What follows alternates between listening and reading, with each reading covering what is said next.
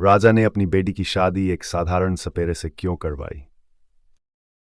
ये कहानी है एक महान भारतीय साम्राज्य की, जहां राजा अपनी बुद्धिमत्ता और न्यायप्रियता के लिए दूर दूर तक प्रसिद्ध था। राजा के राज्य में हर कोई सुखी और संपन्न था, लेकिन एक बात राजा के दिल में चिंता का कारण बनी हुई थी, उसकी इकलौती बेटी का विवाह। जब राजकुमारी विवाह योग्य हुई, तब राज्य के अनेक राजा और राजकुमार उसका हाथ मांगने के लिए आए, परंतु राजा को कोई भी वर योग्य नहीं लगा। लेकिन तभी एक रहस्यमयी साधु ने भविष्यवाणी कर डाली, जिसने राजा को बेचैन कर दिया। साधु ने कहा, राजा, तेरी बेटी का भाग किसी साधारण व्यक्ति से बंधा है, और वह व्यक्ति तेरा राज्य तो संभालेगा ही, साथ ही तेरा मान सम्मान भी बनाए रखेगा। एक साधारण व्यक्ति, ये कैसे हो सकता है? राजा के मन में सवालों का बवंडर उठ गया।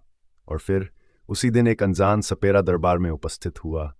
राजा का दिल धड़क उठा, और ये कहानी यहीं से शुरू होती है, उस रहस्यमयी सपेरे की जिसके कारण राजा ने अपनी बेटी का भविष्य तय किया।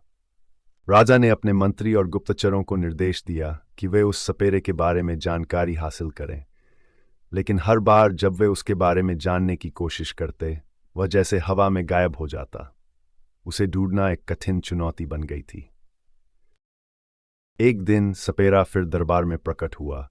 वह साधारण कपड़े पहने हुए था, पर उसकी आंखों में गहरी चमक और चेहरे पर आत्मविश्वास का अजब असर था। राजा ने उसे दरबार में बुलाया और प्रश्न किया, तुम कौन हो और क्या चाहते हो? सपेरा शांत स्वर में बोला, महाराज, मैं तो एक साधारण सपेरा हूं। मैं जंगलों और पहाड़ों में रहता हूं, सांपों को वश में करता हूं और इसी से अपनी आजीविका चलाता हूं। मुझे राजकुमारी से कोई लेना देना नहीं है। राजा को उसकी सादगी में कुछ खास नजर आया। राजा ने सोचा, अगर यह व्यक्ति सच में विशेष है तो इसकी परीक्षा ली जानी चाहिए। राजा ने सपेरे को कुछ कठिन चुनौतियों का सामना करने का आदेश दिया। पहली परीक्षा में उसे एक जहरीले सांप को पकड़ना था, जो अब तक किसी के काबू में नहीं आ पाया था। सपेरा निडर होकर आगे बढ़ा और कुछ ही पलों में सांप को अपने वश में कर लिया। दरबार में हर कोई दंग रह गया। राजा ने उसकी बहादुरी देखकर दूसरी चुनौती दी, एक गुप्त गुफा में जाना जहां किसी के जाने की हिम्मत नहीं होती थी। सपेरा बिना किसी हिचकिचाहट के गुफा में गया और वहां से एक दुर्लभ मणि लेकर बाहर आया।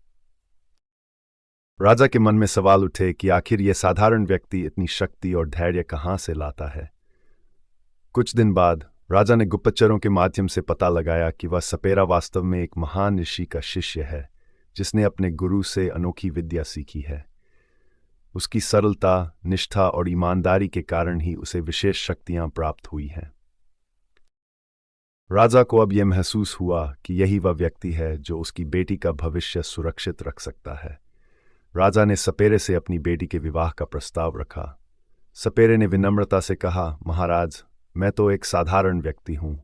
मुझे ऐसा कोई अधिकार नहीं कि मैं एक राजकुमारी का जीवन साथी बनूं।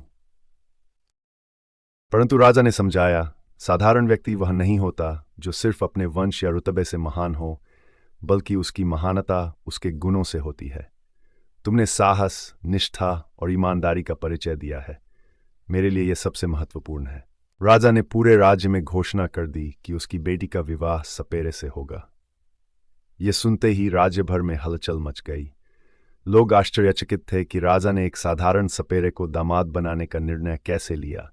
लेकिन जब लोगों ने सपेरे के गुणों को सुना, उसकी बहादुरी और तपस्या के बारे में जाना, तो सबने राजा के निर्णय का सम्मान किया।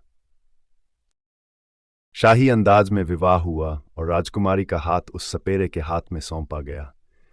कहते हैं कि बाद में वही सपेरा राजा का सबसे विश्वासपात्र साथी बना और अपने गुणों के कारण उसे पूरे राज्य का सम्मान प्राप्त हुआ। इस कहानी से हमें यह सीख मिलती है कि इंसान की महानता उसकी जन्मस्थली या प्रतिष्ठा से नहीं, बल्कि उसके गुणों और कर्मों से होती है। बाहरी दिखावे से बढ़कर एक व्यक्ति की आत्मा और उसका साहस ही उसे महान बनाते हैं।